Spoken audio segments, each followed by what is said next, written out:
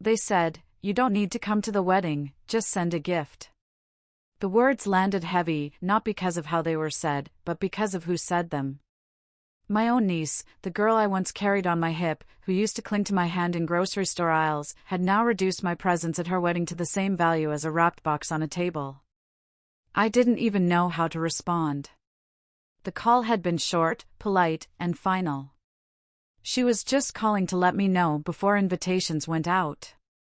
I remember sitting there, my tea cooling on the counter, feeling the sting settle into my chest like a slow, deep bruise. I thought of the white dress I'd imagined seeing her in, the vows, the laughter, all of it now just out of reach.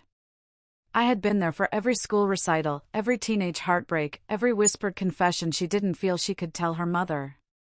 I knew the scent of her favorite shampoo, the way her laughter could make a room feel lighter. And yet here I was, a name struck from the guest list. At first, I convinced myself it was practical. Maybe the venue was small, maybe they were saving costs, maybe there was a reason that had nothing to do with me. But that voice in my head, the one that tries to protect me from hurt, had been wrong before. The truth felt sharper. Someone decided I wasn't worth the trouble of a seat. And that someone was family. The first few days, I kept quiet. I watered my plants, took my walks, answered small talk at the market. But in the quiet hours, I replayed the call. I kept hearing her pause before she said it, the hesitation like she knew it would hurt. I wondered if she expected me to argue, to beg to be included. I didn't.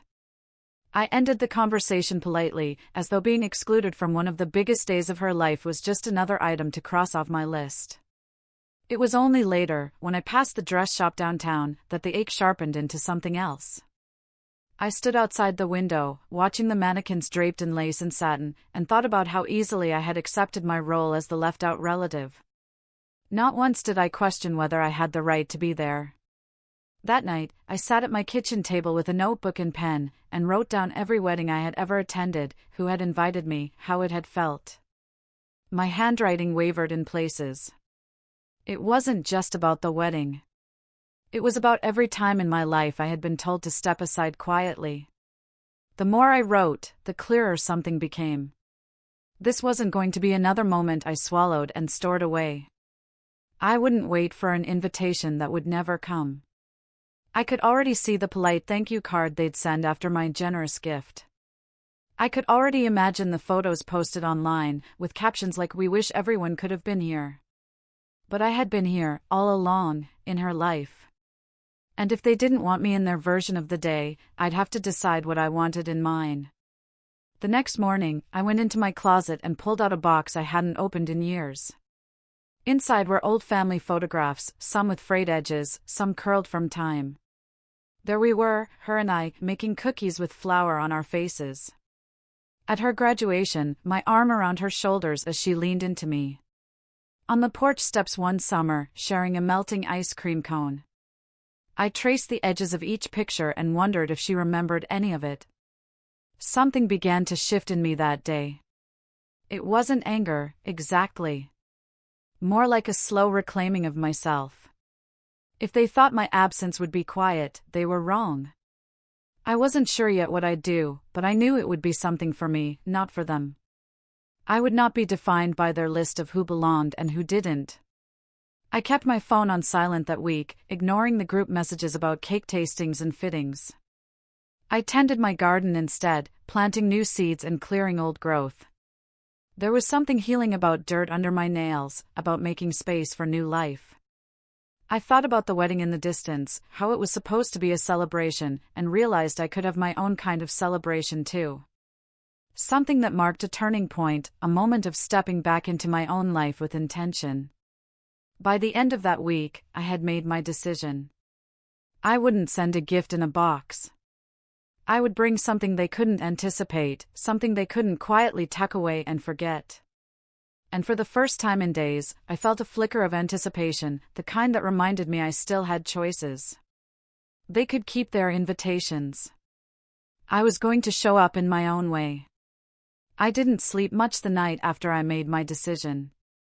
The thought of it kept circling in my head, not just the act of showing up, but what it meant. It wasn't about walking into that wedding to cause a scene or prove a point. It was about standing in the space they had quietly erased me from, not as an intruder, but as someone who had always belonged there. I lay awake, listening to the refrigerator hum in the kitchen, thinking about the faces I would see, the words I might hear. And yet, beneath all of that, there was something steadier, a sense of reclaiming my place, if only for myself. By morning, the plan was taking shape in ways I hadn't expected. I went into town, stopping at the small dress shop I had passed so many times. The bell above the door jingled softly as I walked in, and the air inside was heavy with the scent of fabric and faint perfume. I wasn't looking for anything extravagant, just something that made me feel certain. Confident. The woman at the counter didn't ask who the dress was for, she simply guided me toward a rack near the back, where muted colors and soft textures hung like quiet promises. I ran my hand over the fabric, feeling the weight of each piece, the way some seemed to invite you in and others kept you at a distance. When I found it, I knew immediately, a deep navy dress, simple in cut, but with a neckline that lifted my posture without asking. It was the kind of dress that didn't beg for attention, but refused to disappear. I paid for it in cash, folded it carefully into its garment bag, and walked home with a steadiness I hadn't felt in weeks. In the days that followed, I kept myself occupied. I polished my shoes, pressed the dress, and booked a quiet appointment at the hair salon. I didn't tell anyone. The wedding was still a week away, and I could feel the family's chatter humming in the background, text threads I wasn't part of, decisions I wasn't consulted on. My absence from their planning seemed to please them. And that pleased me in return, it made what I was about to do feel even more like my own. But in the quieter moments, there were doubts. I would be lying if I said there weren't. I thought about walking in and seeing the look on her face, not joy, not even surprise, but something closer to discomfort. I wondered if it would hurt more to be seen reluctantly than not to be seen at all. I imagined people whispering, leaning toward each other with polite smiles, saying things like, "Oh, I didn't know she was coming." The truth was, I didn't know how I'd be received.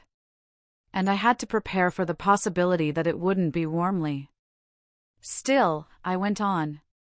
I picked up a gift, not the kind they'd hinted at over the phone, not something pulled from a registry. It was something far more personal, something that would speak whether I spoke or not. It was an old photo album I'd kept for years, one I had started when she was still small.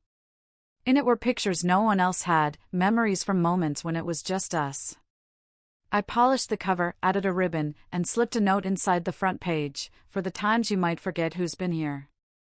The night before the wedding, I set everything out, the dress on its hanger, the shoes beneath it, the gift wrapped and waiting by the door. I made tea and sat by the window, watching the lights of the houses across the street flicker on and off. Somewhere, just a few miles away, the final preparations for the wedding were underway. People laughing, rehearsing, making lists. And yet, here I was, calm. That night, as I got into bed, I realized something. Whatever happened the next day, I was going not to prove them wrong, but to prove myself right, that I had every right to be where love had once included me. And that, I thought, might be enough. When I woke the next morning, the air felt different. The sun came in pale and soft, not demanding, just present. I dressed slowly, took my time, fastened the small silver necklace my late husband had given me. As I stepped into my shoes, I caught my reflection in the hallway mirror. For a moment, I didn't see the woman they had tried to set aside. I saw someone who had chosen to stand in her own light, no matter who noticed. I picked up the gift, locked the door behind me, and began the walk toward the car. The road ahead wasn't long in miles, but in meaning, it felt like crossing a lifetime. The drive to the venue felt longer than it was, the kind of stretch where every turn seems to bring both anticipation and the quiet whisper of doubt. The gift sat on the passenger seat, the ribbon shifting slightly with each curve in the road. My hands rested on the steering wheel a little tighter than usual, the way they do when you're holding on to something you can't afford to drop. The radio was off, I didn't want music telling me how to feel. I wanted the silence, the hum of the tires, the chance to hear my own thoughts without interruption. When the building finally came into view, my breath caught. I had seen it before in passing, an old converted barn with wide double doors and a long path lined with lanterns. There were cars parked in neat rows, people stepping out in carefully chosen outfits, voices carrying over the gravel. I slowed as I approached, easing into a space at the far end of the lot. It gave me a moment to take it all in from a distance before I stepped forward. I sat there for a minute with the engine off, my hands resting loosely in my lap. It struck me then how surreal it felt, being both an outsider and a part of the story. This was a day that had been planned and organized without a single thought for me, and yet I was here, in the middle of it. My heart was steady, though. I didn't feel like I was intruding. I felt like I was reclaiming something, even if no one else saw it that way. The gravel crunched under my shoes as I walked toward the entrance. A couple I vaguely recognized from years back glanced at me and offered polite smiles, the kind you give when you're sure you know someone but can't quite place where from. I nodded in return, not stopping. As I reached the doorway, I caught a glimpse of her through the crowd, my niece, in her dress, her hair swept up just so. For a moment, I simply watched her. She looked beautiful, of course, but there was something else. A distance in her expression, like she was moving through the day on a well-rehearsed track. I stepped inside. The smell of flowers and faint perfume hung in the air, the sound of chatter and soft music blending together. People were milling about, greeting each other, laughing, taking their seats. No one stopped me. No one asked why I was there. That, in itself, was a small relief. I found a seat toward the back, not hiding, but not in the center either. From there, I could see her clearly without being in the path of every curious glance. I placed the gift on the empty chair beside me, my fingers brushing the ribbon one more time. It was less about the object now and more about what it represented, a record of what had been, proof of a bond they might try to forget. As the ceremony began, I let myself focus on her voice, the way it trembled slightly as she said her vows. I wondered if she noticed me. Maybe she had and was pretending she hadn't. Maybe she was grateful I was far enough away to not disrupt the narrative she'd built. It didn't matter as much as I thought it would. When the applause came, when the music swelled and the newly married couple walked back down the aisle, I didn't rush forward. I stayed seated, watching as people crowded around them. The laughter was genuine for some, practiced for others. I knew the difference. Eventually, she caught sight of me. Just for a second. Her eyes widened slightly, then narrowed as if she were deciding whether to acknowledge me at all. I held her gaze, steady, without smiling or frowning. Then someone touched her arm, pulling her attention away, and she turned. It wasn't the warm reunion I had imagined years ago when thinking of her wedding day. But it was something, a recognition that I existed in that space, whether or not she wanted me there. As people moved toward the reception hall, I stood, picked up the gift, and began to follow at my own pace. I wasn't in a hurry. I had already done what I came to do, I had shown up. The reception hall was warm, crowded, and loud in that way where every conversation folds into another until it becomes a single, constant hum. Tables were arranged in neat circles, the white tablecloth set with polished cutlery and wine glasses that caught the light from above. I paused at the edge of the room, scanning for a seat that wasn't obviously assigned. No one approached me, but I felt the glances, brief, flickering, then gone. People notice things they won't admit to noticing. I set the gift down on the designated table near the front, where piles of neatly wrapped boxes and envelopes were already stacked. Mine looked different from the rest, not because of the ribbon, but because it was heavier, more worn. It had lived a life before it arrived here. I placed it deliberately, almost reverently, then stepped back. For a while, I busied myself with small gestures. Filling a glass of water. Adjusting my shawl. Accepting a plate when one of the servers passed by. I ate slowly, more to fill the time than out of hunger. From where I sat, I could see her moving from table to table, smiling for photos, leaning down to speak to guests. Every so often, I caught her glancing in my direction. Once, our eyes met again. This time, she didn't look away immediately. It was midway through the evening when she finally approached. She came alone, her steps careful, the kind that tell you the conversation is one she's already rehearsed in her mind. She stopped beside my table, resting her hand lightly on the back of the empty chair across from me. "You came," she said, her voice low enough that only I could hear. "I did," I replied, keeping my tone even. There was a pause, a slight shift in her posture. "We weren't expecting," she stopped herself. "I didn't think you'd want to come." I set my fork down gently, folding my hands together. "You told me not to." "That's different." Her lips pressed into a thin line, the faintest flush creeping into her cheeks. She glanced at the other tables, perhaps to see if anyone was watching, then leaned forward slightly. "It wasn't about you. Things were complicated. Seating, numbers. I didn't want you to feel unwanted." I finished for her. She looked at me then, really looked, as if weighing whether to retreat or stay. "I'm sorry," she said finally. The words were quiet, almost fragile, but they were there. I didn't rush to fill the space after them. I let them sit, the way you let a tea bag steep until the flavor is strong enough to notice. Then I said, "I'm glad you said that." I didn't tell her that it didn't erase the hurt. That was mine to carry, and I'd already made peace with the weight of it. Her gaze drifted to the gift table. "Is that from you?" "It is," I said. "You'll know it when you open it." She nodded once, and for a moment, I saw the girl I used to know, the one who once sat cross-legged on my living room floor, eating cookies straight from the tin. Then someone called her name from across the room, and she stepped back, giving me a small, uncertain smile before turning away. As I watched her walk back into the crowd, I realized the conversation hadn't been the confrontation I had pictured.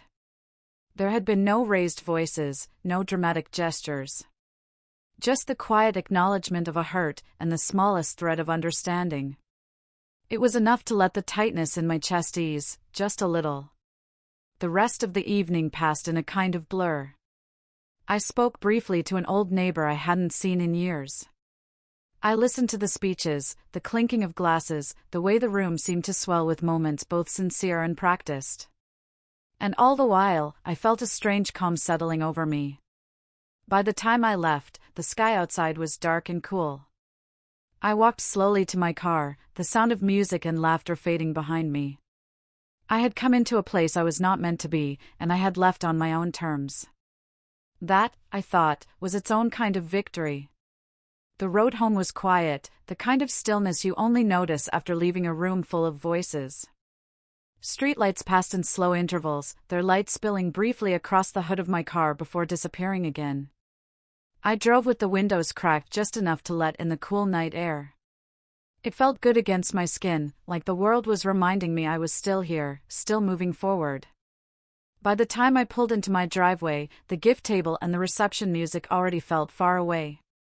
I carried my shoes inside, letting them drop gently to the floor by the door. The house smelled faintly of lavender from the sachets I'd tucked into drawers weeks ago, a small habit that had become a quiet comfort. I hung the dress carefully, smoothing the fabric before stepping into the kitchen to put the kettle on. As the water heated, I thought about the look on her face when she saw me, first the surprise, then the guardedness, and finally that small, unpolished apology. It wasn't everything I might have wanted, but it was something real. Maybe that was the point. Life rarely offers full resolutions, it hands you fragments, and you decide whether to build something from them or leave them scattered. I made my tea, carried it to the armchair by the window, and sat in the dim light. Somewhere in the night, they would be opening gifts, tearing paper, unfolding cards, maybe pausing when they reached mine. I pictured her lifting the lid of that old album, flipping through the pages, and finding herself in those frozen moments, flour on her cheeks, my arm around her at graduation, summers on the porch with ice cream melting faster than we could eat it. I hoped she'd feel the weight of it, the proof that love had been there all along, even if she'd tried to write me out of the story. I didn't need to know her reaction. That wasn't why I gave it. It was enough to know that my presence had shifted the day, even in a small way. Enough to know I had refused to disappear quietly. The night outside was still, the air heavy with the scent of damp earth from a rain earlier in the day. I watched a moth tap gently against the glass before drifting away. Somewhere down the street, a dog barked once, then settled. The world was carrying on exactly as it had before, and yet something in me felt different. I took a slow sip of tea, letting the warmth spread through me. This, I realized, was the part no one tells you about, the quiet after you've done the hard thing. The moment when you've already walked into the room, spoken the words, faced the faces. There's no applause, no sudden rush of relief. Just the steady hum of your own breathing and the knowledge that you stood where you needed to stand. When I finished my tea, I set the cup down and leaned back, closing my eyes. I thought of her again, of the way her voice softened when she said she was sorry. Maybe it would lead to something more. Maybe it wouldn't. Either way, I had been there. I had chosen not to vanish into the margins of their day. As the room settled into silence, a line drifted through my mind, one I knew I'd carry for a long time. Sometimes the gift isn't what you bring. It's the fact that you bring yourself. And for the first time in weeks, I felt light enough to sleep.